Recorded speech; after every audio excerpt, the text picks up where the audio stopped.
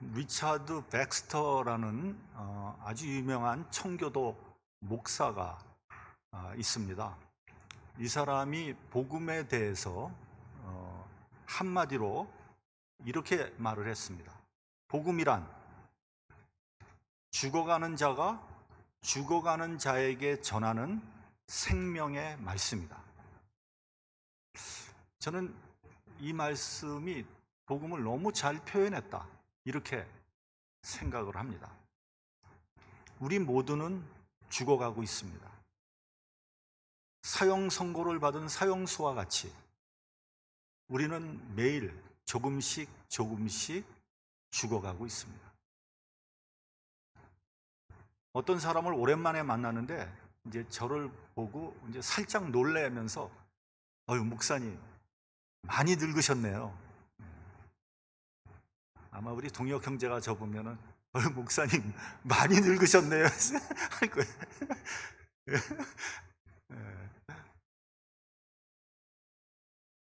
그 사람들이 그런 얘기 들으면은 기분 나빠한다고 하는데 저는 그렇게 생각하지 않아요. 당연한 말이죠. 늙지 않으면 이상한 거 아니겠습니까?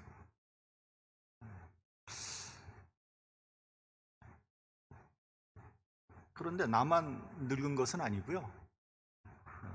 당신도 많이 늙었습니다 그러려다가 기분 나빠할 것 같아서 그 말은 안 했습니다. 여러분, 늘 청춘이겠습니까? 늘 검은 머리겠습니까? 사람은 금방 늙습니다. 저 옛날에 그런 대로 괜찮았습니다, 여러분.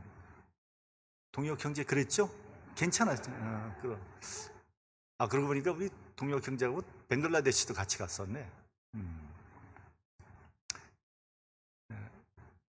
근데 어느새 이 머리카락 보세요. 위에 듬성듬성합니다. 머리카락 많이 빠져가지고 없어요.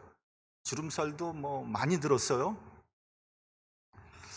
가는 세월 막을 수 없습니다. 그리고 언젠가 우리는 누구나 다 죽음의 문 앞에 서게 될 것입니다. 죽음은 인간 앞에 있는 가장 중요하면서도 심각한 문제입니다. 죽음은 멀리 있는 문제가 아닙니다. 추상적인 문제도 아닙니다. 실제적이고 현실적인 문제입니다. 가장 시급히 해결해야 되는 문제입니다. 왜냐하면 우리 모두는 언제 죽을지 모르기 때문입니다. 어영부영 하다 보면 어느새 죽음이 내 앞에 와 있을지도 모릅니다. 플라톤이 쓴 소크라테스의 변명이라는 책이 있습니다. 그는 이 책에서 스승인 소크라테스의 죽음에 대해서 기록해 놓고 있습니다. 소크라테스는 그의 나이 70살에 아테네 법정에 서게 됩니다. 그리고 젊은이들을 선동하고 타락시켰다는 죄로 사형을 선고받게 됩니다. 도대체 무슨 죄를 어떻게 졌는지는 잘 몰라요. 그러나 아마도 철학과 종교에 대한 문제이고 또 그 당시 사회의 어떤 관습이나 전통에 대해서 젊은이들을 잘못 인도했다는 죄목으로 사형 선고를 받게 됩니다. 그래도 그렇지 그까지 제목으로 사형이란 중죄를 선고받게 되는 것은 부당한 일이죠. 말이 안 되는 거죠. 거기에는 분명히 어떤 다른 요소가 있었을 것 같습니다. 그래서 소크라테스의 친구들과 제자들은 소크라테스에게 이거는 너무 부당하다. 선생님, 이렇게 죽을 수는 없습니다. 저기 멀리 있는 다른 나라로 망명하십시오. 이렇게 권했습니다. 그 당시에는 그런 일들이 종종 있었다고 합니다. 사형 선고를 받으면 멀리 외국으로 망명해버리면 잡을 수가 없잖아요. 근데 소크라테스는 놀랍게도 거부합니다. 그리고 아주 유명한 말을 합니다. 무슨 말을 하죠?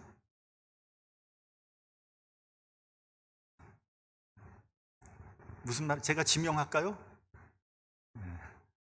예, 악법도 법이다 라는 말을 합니다. 근데 이 말은요, 사실은 일본 작가가 이 책을 번역하는 과정에서 쉽게 의역한 거예요. 사실은 정확하게는 이런 말을 했다고 합니다. 아테네 시민인 내가 법을 지키지 않으면 어떻게 아테네의 질서가 유지될 수 있겠는가? 아마도 아테네의 민주주의는 무너지고 말 것이다. 따라서 나는 이 법이 부당하더라도 이 법을 지키겠다.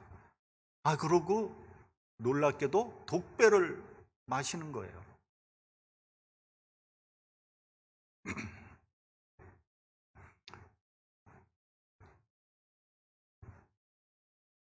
그러면서 소크라테스는 이런 말을 합니다. 이 말이 굉장히 중요합니다. 나는 지금 죽음이라는 새로운 세계로 여행하는 것이 기대가 됩니다. 그러니까 소크라테스는 죽음 이후의 세계가 있다는 것을 확신하고 있었던 거죠. 죽으면 없어지는 것이 아니라 또 다른 세계가 있고 또 다른 형태의 삶이 존재하고 있다는 것을 소크라테스는 확실하게 믿었던 거예요. 그런 면에서 볼 때 그는 대단한 해안을 가지고 있었던 사람이었다 하는 거죠. 이러한 소크라테스의 죽음을 보고 명문가 출신이며 정치적으로 전도가 유망했던 플라톤이라는 젊은이는 정치를 포기하고 철학을 공부하기로 결심하게 됩니다.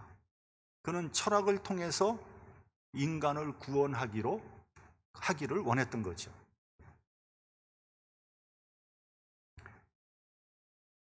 동양의 현자인 공자의 내세관에 대해서 좀 한번 살펴보고자 합니다.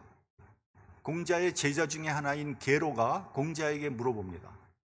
선생님, 귀신을 섬기는 것이 가합니까? 공자는 살아있는 사람도 못 섬기는데 어찌 귀신을 섬기겠는가? 이렇게 대답을 합니다. 게로가 또 묻습니다. 선생님, 감히 죽음에 대해서 여쭙고자 합니다. 공자는 아니, 삶도 모르는데 어찌 죽음에 대해서 알 수 있겠는가? 그렇게 대답을 합니다. 이로 보건대 공자는 대단히 현실적인 사람이라는 걸 알 수 있습니다. 그는 귀신을 부정하지 않았어요. 그는 죽음 이후의 세계에 대해서도 부정하지 않았습니다. 다만 현실의 삶이 중요하다고 한 것뿐입니다. 그러나 이러한 공자의 가르침 때문에 동양에서는 죽음에 대해서 더 이상 진전된 논의가 이루어지질 않았어요. 그래서 더 나아가서 죽음에 대한 이야기를 하는 것을 금기시하는 문화가 있습니다. 죽음에 대해서 이야기하려고 하면 재수없다고 하고 말 자체를 하지 못하게 합니다. 유교를 국시로 삼았던 조선시대에서는 그런 경향이 매우 심했습니다. 죽을 사자를 너무 싫어해서 빌딩에 가면 4층이 없습니다. 그리고 방번호에 보면은 44호나 444호 이런 거 없습니다. 우리나라만 그런 것이 아니라요, 6.25 문화권의 나라들은 대부분 다 비슷합니다. 그래서 그 결과 죽음에 대해서 너무 아는 게 없어요. 또 죽음에 대해서 준비를 너무 하지 않고 있어요. 그래서 늘 죽음의 두려움 속에 쌓여서 살아가고 있는 겁니다. 그러나 아무리 외면하고 거부한다고 해도 죽음의 문제는 항상 우리 앞에 와 있습니다. 이 문제는 아까도 말씀드렸지만 인간이 해결해야 되는 가장 중요한 문제입니다. 죽음을 앞두고 있는 사람에게 철학이 어떠니, 역사가 어떠니, 문학이 어떠니, 정치, 경제 얘기해봐야 아무런 의미가 없습니다. 아무리 위로하려고 해도 무슨 말을 해도 위로할 수가 없습니다. 죽어가는 사람에게 가장 큰 관심은 생명과 부활뿐입니다. 그 외에 무슨 이야기를 해도 관심이 없습니다. 생명, 부활, 소망, 위로의 말은 그거밖에 없습니다. 만약에 여러분에게 이 세상에 살 수 있는 날이 하루밖에 없다면, 혹은 한 달밖에 없다면, 여러분들은 무엇을 알아보겠습니까? 뭘 알아보고 싶어요? 생명과 부활이 있다면 그거 알아보지 않겠습니까? 그래서 오빠 나사로가 죽어서 실망하고 있는 마르다에게 예수께서 이렇게 말씀하신 겁니다. 나는 부활이요 생명이니 나를 믿는 자는 죽어도 살겠고 무릇 살아서 나를 믿는 자는 영원히 죽지 아니하리니 너희들이 이것을 믿느냐? 여러분, 우리는 성경을 통해서 많은 것을 배울 수 있습니다. 사랑, 용서, 또 뭐가 있습니까? 겸손, 희생, 봉사, 섬김, 공감, 이해, 이런 것들은 특별히 우리 그리스도인들이 갖춰야 되는 덕목입니다. 그러나 이러한 덕목은 성경이 아니더라도 윤리 도덕을 통해서 얼마든지 배울 수 있습니다. 그러나 여러분, 성경에서만 이야기하는 것이 딱 하나 있습니다. 무엇입니까? 성경, 다른 데서는 얘기하잖아요. 근데 성경에서만 얘기하는 것이 하나가 있어요. 그게 뭐겠어요? 오늘이 무슨 날이에요? 부활입니다. 부활. 여러분, 부활을 알려면 다른 데서는 찾아볼 수 없어요. 성경밖에 없어요. 성경은 생명의 문제를 부활로 대답하고 있습니다. 예수께서는 죽음의 문제를 해결하기 위해서 이 세상에 왔다고 해도 과언이 아닙니다. 성경의 클라이맥스는 십자가의 죽음과 부활입니다. 만약 부활을 믿지 못한다면 그 사람은 참된 그리스도인이 아닙니다. 그래서 사도 바울은 고린도전서 15장에서 부활이 없다면 우리의 전파하는 것도 헛것이요 우리의 믿음도 헛것이라고 얘기한 겁니다.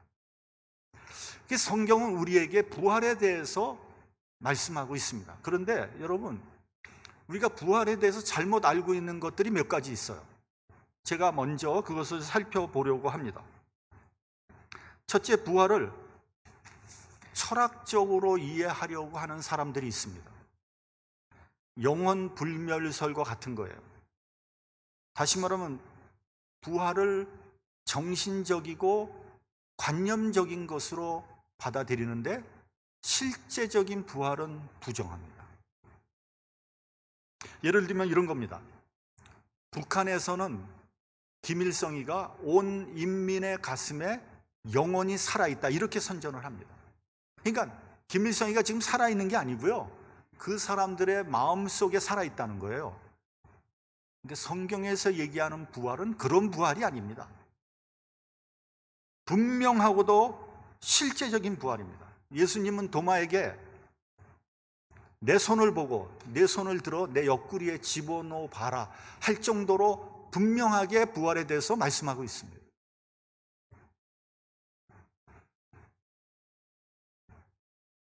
둘째, 부활을 환생으로 오해하는 사람들이 있습니다. 나사로가 죽었다가 살아나는 것은 부활이 아닙니다. 그건 예수의 능력으로 기적적으로 살아난 거예요. 그는 그 후에 다시 죽었습니다. 종종 어떤 사람들이 뇌사 상태에 빠졌다가 기적적으로 살아나는 경우가 있습니다. 그것을 부활이라고 얘기하지 않습니다. 그러면 어떤 사람이 이렇게 물어봅니다. 목사님, 우리가 죽으면 화장하면 안 되죠? 아니, 왜요? 화장하면 몸이 다 없어지는데 어떻게 부활을 합니까? 그게 부활을 오해한 거예요. 또 어떤 사람은 이렇게 질문을 합니다. 목사님, 우리가 부활하면 어떤 모습으로 부활하죠? 젊었을 때 제일 아름다운 모습으로 부활하나요? 아니면 늙어서 다 볼품없는 그런 모습으로 부활합니까? 이것도 부활을 오해한 거예요. 그러면 어린아이로 죽은 사람은 어린 나이로 부활하겠습니까? 이것이 다 환생과 부활을 오해한 겁니다. 성경에 보면 사두개인이 예수님께 물어봅니다. 칠형제가 있었습니다. 여러분들 다 아는 얘기예요. 첫 번째 형이 여자와 결혼했는데 아기 없이 죽었습니다. 율법대로 둘째가 형수와 결혼해서 살았는데 아기가 또 없이 죽었어요. 그렇게 해서 계속해서 칠형제가 같이 살았습니다. 그리고 칠형제가 다 죽었고요. 그 여자도 죽었습니다. 그러면 부활 때 그 여자는 누구의 아내가 되겠습니까? 그때 예수께서 너희가 성경도 하나님의 능력도 알지 못하는 거로 오해하였도다. 부활 때는 장가도 아니가고 시집도 아니가고 하늘에 있는 천사들과 같다고 했습니다. 여러분, 부활은 우리와 이런 육신적인 환생이 아닙니다. 이게 대단히 중요합니다. 부활은요, 우리의 영이 신령한 몸을 입는 것입니다. 한번 다 같이 한번 해보세요. 부활은 우리의 영이 신령한 몸을 입는 것이다. 그러니까 우리는 영광스러운 모습으로 천사와 같이 부활할 겁니다. 부활하고 난 다음에 결혼하고 뭐 지지고 볶고 이혼하고 이런 거 없어요. 우린 천사와 같이 살 거예요. 부활은 불교에서 말하는 윤회와 전혀 다른 겁니다. 불교에서는 전생이 있고 현생이 있고 내생이 있고, 그래서 억만겁에 걸쳐서 계속해서 다른 모습으로 태어난다는 거 아니에요? 그게 곧 윤회인 거죠. 근데 기독교는 단 한 번의 생이 있고요, 그 이후에는 심판과 부활이 있을 뿐입니다. 세 번째 오해는 뭐냐면요, 부활을 자연의 현상과 같이 보는 경우가 있어요. 예를 들면 씨앗이 떨어져서 죽어서 싹을 내고 꽃을 피우고 열매를 맺는 것을 부활의 현상과 동일시한다거나, 혹은 애벌레가 번데기가 됐다가 나비로 확 날려서 올라가는 것을 부활로 생각하는 경우도 있고요, 달걀에서 병아리가 뿅 튀어나오면 그것을 부활이라고 설명하는 경우도 있단 말이죠. 그래서 부활절에 교회에서 나비를 장식하기도 하고요, 달걀을 주기도 합니다. 오늘 달걀 받아가지고 가세요. 그러나 부활은 그런 자연적인 현상이나 과정이 아닙니다. 하나님의 창조적인 능력에 의해 부활이 이루어지는 거예요. 그러면 우리는 여기서 과연 죽음 이후의 세계는 존재하는지에 대해서 잠깐 알아보기를 원합니다. 과연 죽음 이후에 어떤 세계가 존재하는가? 여러분 어떻게 생각하십니까? 여러분 어떻게 생각하세요? 죽음 이후에 과연 어떤 존재로 우리는 살아갈까? 이것을 알아보기 위해서 임사체험이라는 것을 연구하는 사람들이 있습니다. 죽음을 경험한 사람들의 체험을 모아서 학문적으로 연구하는 모임입니다. 여러분, 임사체험이라는 것은요, 어떤 코마 상태나 잠시 정신을 잃어버리는 것이 아니에요. 완전히 죽은 후에 살아난 사람들의 체험이에요. 여기서 죽었다는 것은 심장이 멈추고 뇌파가 완전히 멈춘 상태예요. 여러분, 우리가 심장이 멈춰도요, 뇌파가 살아있을 수 있어요. 뇌파라는 것은 이게 전기 작용 아닙니까? 이것이 살아있을 수 있어요. 또 심장은 살아있는데 뇌파가 안 움직이지 않을 경우도 있어요. 근데 이 사람은 심장도 완전히 멈췄고 뇌파도 완전히 멈췄어요. 그러니까 생물학적으로 완전히 죽은 거예요. 여러분의 영혼이 어디 있다고 생각하세요? 가슴에 있나요? 뇌에 있나요? 모르죠? 그러나 가슴도 멈추고 뇌파가 멈췄으면 어떻게 되겠어요? 우리의 영혼이.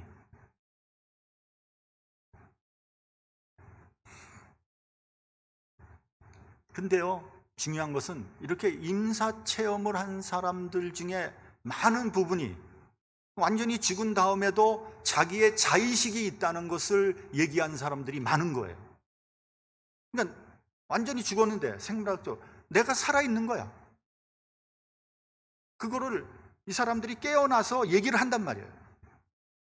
예를 들면은 어떤 환한 빛을 통과한다든지, 아니면 자기의 시신이 누워있는 그런 그 침대를 자기가 본다든지, 아니면 시신이 누워있는 침대에 둘러싸이는 여러 사람들의 이름을 기억해내고 그런 사람들이 있었다고 얘기한다든지, 아니면 심지어는 그 주위에 의사의 이름표를 보고 그 의사의 이름까지 얘기하는 보고된 것들이 있단 말이죠.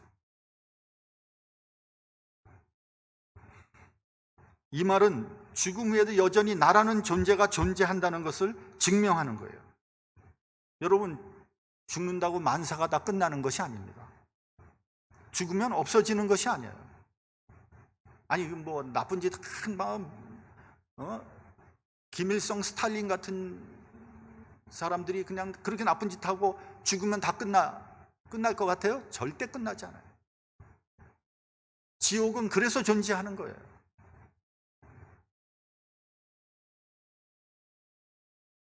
죽음 이후의 세계는 반드시 존재합니다. 근데 어떤 사람이 이렇게 말합니다.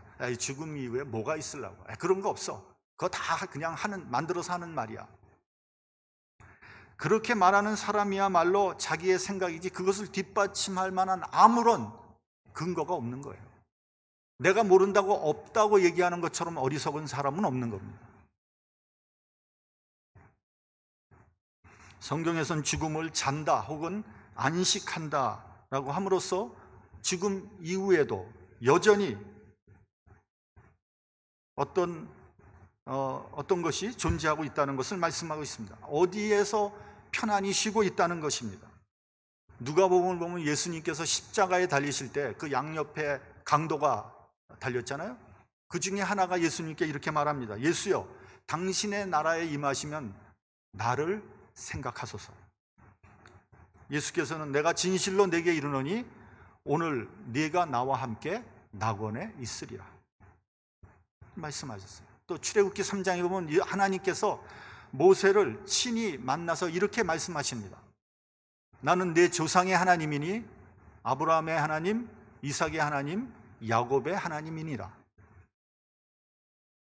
마태복음 22장 32절에서 이 말씀을 인용하면서 하나님은 죽은 자의 하나님이 아니요 산 자의 하나님이라고 말씀하셨습니다. 하나님은 산 자의 하나님이에요. 이 말은요, 아브라함이나 이삭이나 야곱이 하나님 안에서 지금도 살아있다는 것을 말씀하는 겁니다. 예수께서 부활하셨습니다. 부활해서 이 세상에 다시 나타난 사람은 여태까지 예수님 한 분뿐이 없습니다. 예수님을 빼고는 아직 아무도 부활한 사람이 없습니다.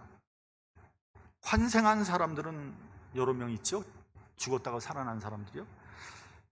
그리스도 부활의 첫 메시지는 이렇게 시작합니다. 누가복음 24장 4절에서 5절을 보면 어찌하여 산자를 죽은 자 가운데서 찾느냐? 여기 계시지 않고 살아나셨느니라. 여기 계시지 않다. 기독교 복음의 첫마디입니다. 부활은 기독교 교리의 토대요 출발입니다. 기독교는 여기서부터 시작하는 것입니다. 예수님의 부활이 있기 전에는 기독교는 존재하지 않았습니다. 그러므로 부활 사건 이전에는 그리스도인은 존재할 수 없는 겁니다. 그리스도인이 부활절을 만든 것이 아니라 부활이 기독교를 만들었고 그리스도인을 존재케 한 것입니다. 성경에서는 부활을 세 가지로 말씀하고 있습니다. 첫째는 예수님의 부활 사건입니다. 우리가 십자가에 못 박아 죽인 예수를 하나님께서 살리셨다. 아주 간단하게 말씀합니다. 우리가 그 증인이다. 다시 말하면 내가 보았다는 거예요. 십자가에서 죽으신 것도 보았고 부활하신 것도 보았다. 그러므로 나도 부활한다고 자신 있게 증언하고 있습니다. 여러분, 이것보다 더 강력한 증거가 어디 있겠습니까? 내가 봤다고 하는데. 그러므로 이 믿음 때문에 고통을 당하거나 핍박을 받거나 순교를 하거나 개의치 않았습니다. 그러나 부활을 보지 못한 사람은 자연히 의심할 수밖에 없었습니다. 내가 보지 못했는데 그 놀라운 사실을 어찌 믿을 수 있겠습니까? 그래서 제자들도 다 의심했습니다. 여러분, 혹시 성경에 제자들이 다 화끈하게 다 믿었더라 그러면 오히려 이상한 거죠. 그런데 제자들이 전부 다 의심했어요. 한 번에 예수께서 부활하셨다, 그걸 한 번에 믿은 사람이 한 사람도 없어요. 도마 같은 사람은 내가 손에 못자국을 보고 창자국을 보지 않으면 난 믿지 않겠다, 이렇게까지 얘기했지 않습니까? 성경은 부활을 증명하려고 하지 않습니다. 여러분, 부활을 과학적으로 증명하려는 어리석은 짓을 해서는 안 됩니다. 부활은요, 이건 믿음의 영역이에요. 이거는 과학을 뛰어넘는 겁니다. 초월하는 영역입니다. 상식을 초월하고 과학을 초월하는 거예요. 우리의 이성을 초월하는 그것이 바로 부활입니다. 믿음의 영역이에요. 믿거나 말거나 부활은 사실이요, 알거나 모르거나 부활은 실제인 겁니다. 성경은 단지 믿는 자가 되라고 권하고 있습니다. 두 번째, 예수님이 부활하심으로써 모든 믿는 자의 첫 열매가 되었습니다. 이 말은 예수님이 첫 열매고 우리들은 둘째, 셋째, 넷째, 다섯째에서 계속해서 새로운 열매가 맺는다는 얘기입니다. 예수께서 영광된 몸으로 부활하셨듯이 우리도 영광된 몸으로 변화될 것입니다. 아까 말씀드린 것 같이 우리는 천사와 같이 부활할 것입니다. 우리가 비록 이 세상에서는 가난하고 추하고 상하고 병든 몸과 마음을 가지고 살았는지는 모르지만 부활할 때는 영광스러운 모습으로 부활할 것입니다. 예수께서 부활하심으로 우리의 모든 걱정과 근심이 해결되었어요. 죄의 문제가 해결되었습니다. 그러므로 우리는 언제 죽는다고 해도 그것이 아무런 문제가 되지 않습니다. 그리스도와 함께 죽었으니 그리스도와 함께 살 것입니다. 그 약속을 바라보고 사는 사람이 그리스도인이에요. 셋째, 우리는 부활을 믿기 때문에 부활의 능력, 부활 신앙을 가지고 오늘을 살아가는 사람입니다. 이것이 굉장히 중요한 겁니다. 내가 이 세상 살아가는데 부활 신앙을 가지고 살아가고 있는가? 어떻습니까, 여러분? 부활 신앙을 가지고 살아갑니까? 근데 제가 보기에 부활 신앙을 갖고 살아가는 사람 거의 없어요. 거의 없어요. 이 말은 부활을 믿지 못하고 있다는 거예요, 사실은. 여러분, 내가 부활 신앙을 믿고 있다면 나는 과감하게 세상 것을 버릴 수 있어야 돼요. 하나도 못 버리잖아요. 우리 하나도 못 버리잖아요. 이렇게 얘기한 저도 잘 못 버려요. 그 말은 우리가 부활 신앙을 가지고 부활의 능력으로 살아가지 않는다는 거예요. 부활하신 예수께서 오늘 나와 함께 하시고 그 보증으로 성령께서 나와 함께 하십니다. 지금도 내가 하나님의 자녀인 것을 성령께서 증거하십니다. 그리스도께서 내 안에 계시고 나와 더불어 사시는 겁니다. 그러므로 우리는 더 이상 사망의 종로로 타지 않습니다. 죽음이 두려워 벌벌 떨지 않습니다. 사망과 죄의 노예 상태에서 완전히 자유합니다. 사도 바울은 고린도전서 15장에서 이렇게 선포했습니다. 사망아, 너희 쏘는 것이 어디 있느냐? 사망에 쏘는 것은 죄요, 죄의 권능은 율법이라. 우리 주 예수 그리스도로 말미암아 우리에게 이금을 주시는 하나님께 감사하노라. 이것이 그리스도인의 삶이요 윤리입니다. 이것을 믿고 오늘을 살아가는 사람이 그리스도인입니다. 부활의 능력이 있기 때문에 초대교회에서 유무상통의 원리가 통용된 거예요. 부활이 있음을 믿기 때문에 내 것을 아낌없이 내놓은 거예요. 부활이 있는 것을 알기 때문에 11조를 낼 수 있는 거예요. 여러분, 명상이나 수양이나 지식이나 지혜나 교양으로 사람이 변하지 않습니다. 여러분, 아무리 공부를 열심히 하고 아무리 교육을 시켜도요, 사람은 변하지 않습니다. 극기나 고행이나 수도를 통해서 사람은 거듭나지 않습니다. 그럴 것 같으면 예수님께서 십자가에서 왜 죽으셨습니까? 기독교의 복음은 거기에 있지 않습니다. 나의 옛사람이 그리스도와 함께 십자가에서 죽어야 돼요. 그 죽음을 통해서 새로운 생명이 태어나는 거예요. 나의 옛사람이 그리스도와 함께 십자가에서 죽어야 되는 거예요. 그것이 그리스도적인 생명이고 부활입니다. 죽지 않으면 부활이 없습니다. 죄로 인한 나의 옛사람이 죽어야 되고요, 주님의 의로 인해 새 생명이 태어나는 겁니다. 이 진리를 깨닫지 못하고 체험하지 못한 사람은 참된 그리스도인이 아닙니다. 여러분, 베드로를 보십시오. 얼마나 비겁했습니까? 예수님을 3번이나 부인하고 저주까지 했습니다. 그런 사람이 부활의 능력을 체험하고 나니까 어떻게 변했습니까?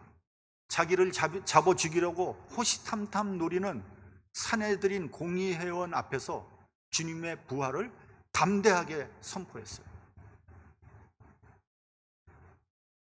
하나님 앞에서 너희 말을 듣는 것이 하나님 말씀을 듣는 것보다 옳은가 판단하라고 일갈했습니다. 그리고 마침내 예수님을 증거하다 순교했습니다. 비겁했던 베드로가 어떻게 이렇게 변할 수 있습니까? 그는 예수의 부활을 보았고 자신도 부활할 것을 확실히 믿었기 때문입니다. 부활의 능력이 베드로와 함께한 것입니다.